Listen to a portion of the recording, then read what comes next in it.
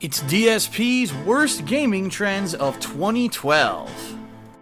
Number 4. Day 1 and on-disc DLC controversy.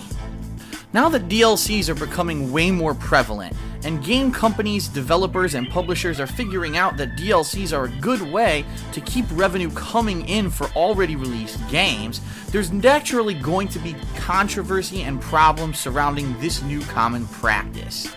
So two of the biggest issues this year were Day 1 and on-disc DLC. So what does this mean? A Day 1 DLC is an expansion for a retail game that is available upon purchase of that game on its release day. So you buy a retail game, you go home just to find out there's already additional content that the publisher wants to charge you for. And the question is that moral? Is that a just action by the publisher? And I think what it really came down to was a question of, is the DLC content that was being worked on alongside the development of the actual retail game? Or was this something that a separate team was possibly working on, maybe during some of the time, but not all of the time of the retail game, and was really imagined as being a separate piece outside of the retail game to begin with? Well, undoubtedly, the biggest controversy surrounding Day 1 DLC involved Mass Effect 3 this year. Now, Mass Effect 3, here's a game that's closing a classic trilogy, a sci-fi epic, and people just want to experience it on an equal ground. Well, on Day 1, there was a DLC available for a downloadable character named Javik, who just so happened to be a part of this mysterious race behind the entire plot of the entire trilogy.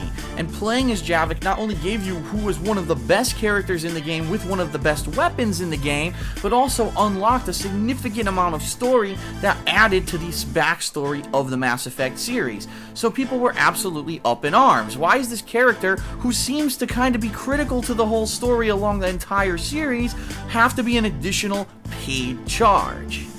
Well, there was lots of fighting going back and forth, and eventually EA and BioWare did kind of come out with charts and things to defend themselves and to say, listen, the Javik DLC actually was not developed along the same timeline as the actual Mass Effect 3 game.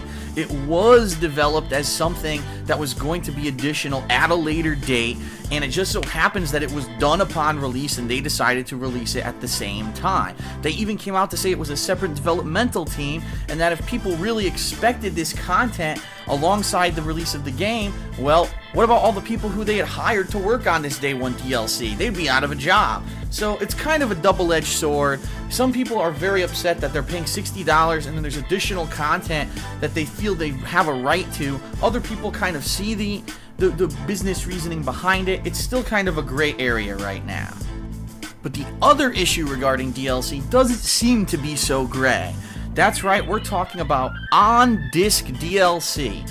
This is full DLC content that is present on your game disc when you buy it, that is not accessible at first. Only even at a later date or by possibly paying for it when you get home can you unlock this content that's already on your disc. And so this started a whole large controversy this year of, when you pay $60 to get a retail game, do you own the game? Do you own the rights to the software? What is it that you really own? And of course the gamers are saying, no, this is ridiculous. If there's content on the disc, you owe it to us to let us unlock it. We paid the money to buy the game. The publishers seem to be a little bit against that. The biggest offender this year by far, Capcom.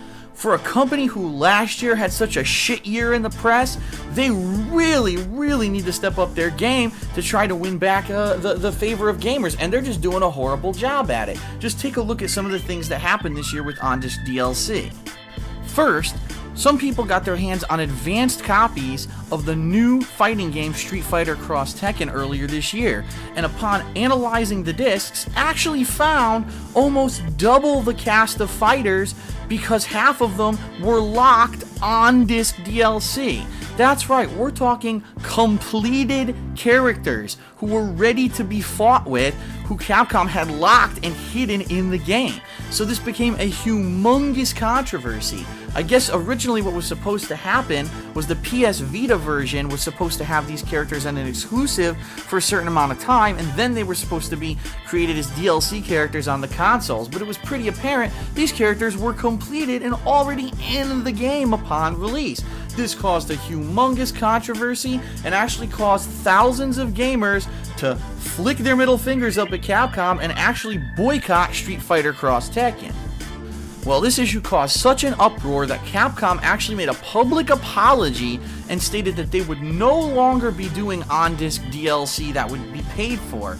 However, they kind of had to backtrack because they realized that their next major retail release, Dragon's Dogma, had already gone gold, meaning the discs were already physically created, and guess what?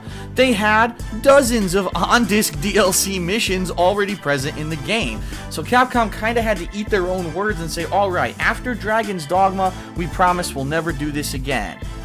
But then Resident Evil 6 came out, and again it was discovered upon analyzation of the game disc that there was additional content that wasn't available to the person who paid full retail price. So Capcom kind of once again doing the two-step, saying, oh, don't worry about it, this time that's going to be free DLC that we're going to release at a later date, but you will not have to pay for it. So it almost seems like Capcom might have tried to charge for that content if there hadn't been such a controversy about the on-disc DLC earlier in the year with Street Fighter Cross Tekken. Will game developers and publishers continue the practice of on-disc DLC, or have they finally learned their lesson? Well, only the future can tell. Coming up next, something's just not right. What's going on around here? Find out!